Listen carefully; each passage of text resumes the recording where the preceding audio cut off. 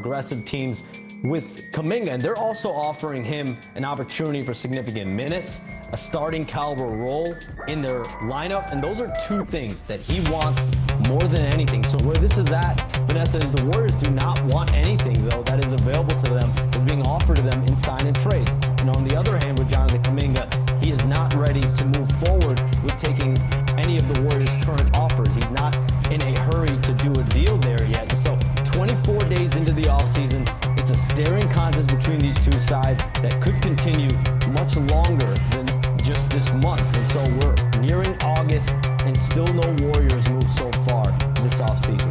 Great info for sure. Thank you, Shams. Okay, so the Warriors' three most important players are at least 35 years old, with Steph set to turn 38 in March, and Jimmy Butler turns 36 before the season even starts. Perk, there's been so much talk about Kuminga this offseason.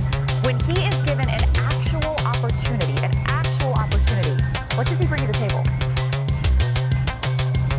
He brings a lot. I mean, they drafted him number 7 overall in the lottery, in 2021, and he's gotten better every single season. He brings athleticism to the table on both ends of the floor. He's got better offensively. We have the tape to show it. I have a breakdown right here. When you look at Kuminga, look at his ability to get out and transition. He's one of the most athletic guys in the NBA, getting out space and running, finishing at the rim with authority, especially playing alongside Draymond Green. And we talk about how crucial the on-ball defenders are in the league at the wing position. You got a guy that's 6'8", 230 pounds that could defend at a high level. Watch this switch on Anthony Edwards, and then all of a sudden, no help. Sit down, slide those puppies, get a great contest right there. He didn't hope that he missed, he made him miss. And so my question to the Warriors is, the organization and Steve Kerr is, why hasn't Steve Kerr embraced this young man? Why hasn't he wrapped his arms around him as a guy that y'all drafted with the number 7 pick? When Steph Curry went out last postseason, the back end of the Timberwolves, the playoff, the series, the games against the Timberwolves in the playoffs, he did his thing.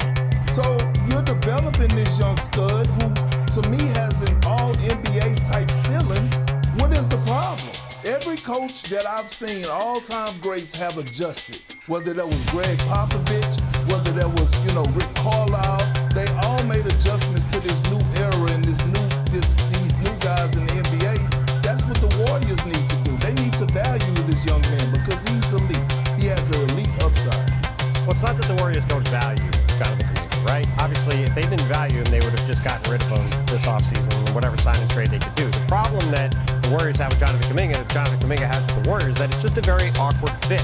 As we saw in that clip, or in those numbers there, Jonathan Kuminga put up big numbers with Steph Curry out of the lineup. But if you have Steph Curry and Jimmy Butler dominating the ball, that means Jonathan Kuminga needs to fill in the gaps and do some smaller things for them, which are things he has been very inconsistent with and has struggled with at times. And playing a smaller role has been an issue with the Warriors and Jonathan Kuminga going forward. It's why the Jonathan Kuminga situation, to Perk's point, has not played out in the way he and the Warriors would like. But at the same time, we're also looking at a restricted free agent market where there is no salary cap space available. So sign and trades are hard. Yeah, both the Kings and Suns have interest, as Shams put it out earlier, but both of those teams don't have salary cap space to offer Jonathan Kuminga to sign him, so they have to send money back to Golden State that Golden State is not interested in taking back. So all of this, I think, points toward Jonathan Kuminga signing a short-term deal with Golden State at some point this summer that both gives them the ability to do something with him later and also gives them the ability to build on that play he had at the end of that postseason without Steph on the court, which, to Perk's point, showed what he can do and gives them, I think, some reason to come into next season if he's there, saying we need to try to find a way to showcase what this guy can do, either so we can have him improve with us or we can have him improve us by moving him into trade somewhere else. Value depends on so much, right? Like, value depends what team you're on. What does the market look like? So, David, what is Jonathan Kuminga's actual value in free agency and on this Warriors team? Well, that's the tricky thing, right? I mean, for the Warriors, I think that they have to figure this Jonathan Kuminga thing out, because that is the difference between being sort of in the middle of this, log jam at the bottom of the Western Conference or being an actual contender. Like, I think that they have, that 0 moves is alarming for some people, but okay, am I on 3 and 4? I do. Probably coming. And then you have the idea that Kuminga is going to, you cannot have a gaping hole of Jonathan Kuminga not being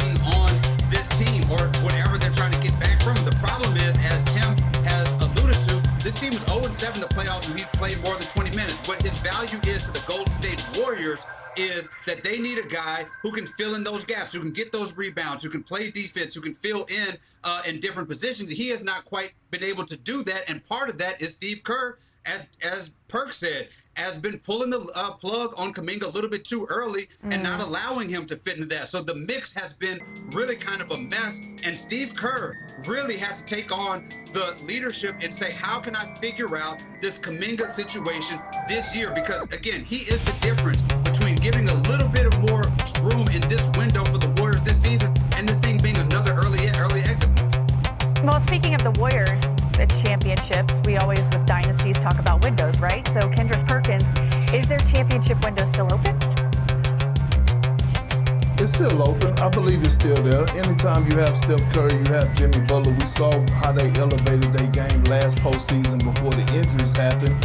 And Draymond Green, he still has the ability to be, a great defender and anchor that defense. I love what I saw out of Pajemski last postseason. I thought towards the end of the season and the postseason, he started to grow. But again, this Jonathan Kuminga space, this Jonathan Kuminga situation, you need a guy like this. You need athleticism at the wing position. When you look at the top two teams in my eyes in the Western Conference, you're looking at Oklahoma City Thunder. Obviously, they just won the NBA championship. And then you're looking at the Houston Rockets. They keep loading up on the wing position. I ain't talking about Buffalo Wild Wings. I'm talking about bodies. That's how important it is. The athleticism is the most important position in the damn NBA, and they have a guy in Jonathan Kuminga, as David just alluded to, that could move the needle for them to take them over the hump if they just embrace him.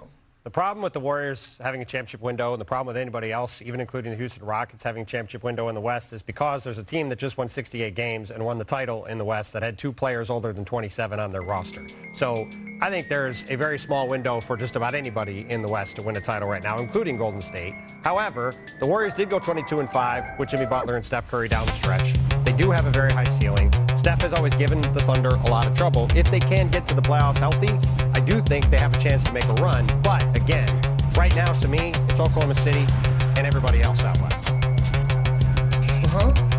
Yeah, that window is closing very fast, but there's 2 little light-skinned hands right there on the window pane, keeping it open. That's Steph Curry. The fact that this dude is still a top 5 player in this league. And you got to remember, as you said at the very beginning, he is 1 hamstring injury away, possibly from being in that conference finals against that Thunder team. I am not going to be doing anything that counts this dude out, but the Warriors need to figure some of these things out in the margins to make it as possible as they can for him to end his career making a few playoff runs. One other real quick thing to add, at some point this offseason, now that Jonathan Kuminga thing gets sorted out, I think it's very likely Al Horford winds up with the Golden State Warriors. He will help them an awful lot whenever that move gets done, assuming everything gets cleared up with Jonathan. My guy Perk looked confused by DDJ's point. Perk, do you disagree? Vanessa, let's go to commercial because David just said that Steph Curry is still. David just said that Steph Curry still is a top 5 player in the NBA, and Tim said it's Oklahoma City and everybody else. Like the Rockets just didn't get Kevin Durant. They finished second in the Western Conference last year. Oh, I think the Rockets without Kevin Durant, and now the Rockets have Kevin Durant. Trust me, I hear you. Rockets are going to be quite good, Kirk. Don't worry. I'm not doubting them. All right, coming up, it is extension season, but not ever. Hello, xin chào tất cả mọi người. Hôm nay mình sẽ hướng dẫn các bạn gấp một cây xương rồng như thế này nhé. Bây giờ các bạn vào làm cùng mình luôn nhé. Rồi, ok. Để bắt đầu vào làm thì các bạn sẽ chuẩn bị cho mình những dụng cụ như sau. Ở đây mình có chuẩn bị 2 tờ giấy có 2 màu khác nhau. Đó là màu xanh lá và màu cam này. Tiếp theo các bạn sẽ chuẩn bị cho mình một cái bút chì, một cây kéo, một cái thước, cuối cùng là một cây súng bắn keo như thế này nhá. Rồi bây giờ mình sẽ hướng dẫn các bạn vào làm luôn nhé.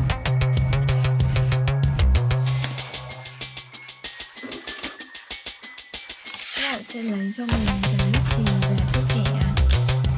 Đo cho mình kích thước của cái cây kéo màu xanh lá này. Nó sẽ là 14 cm nhé.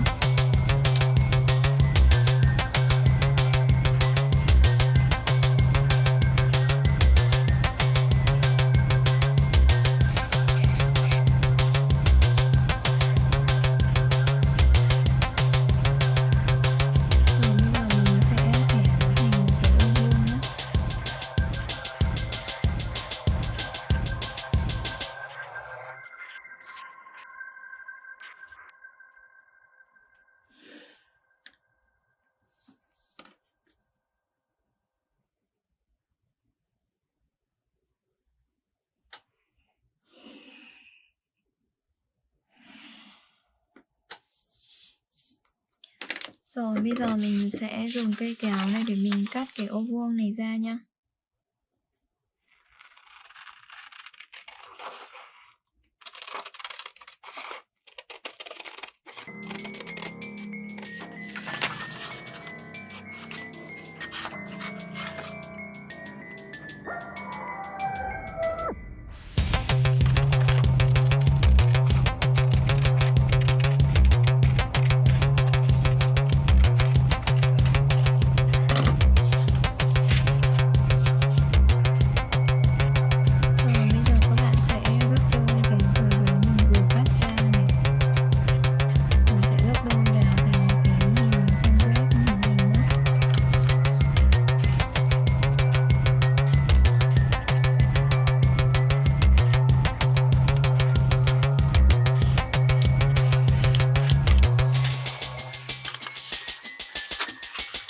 Theo các bạn sẽ gấp hai bên của nó vào cái mức nước ở giữa này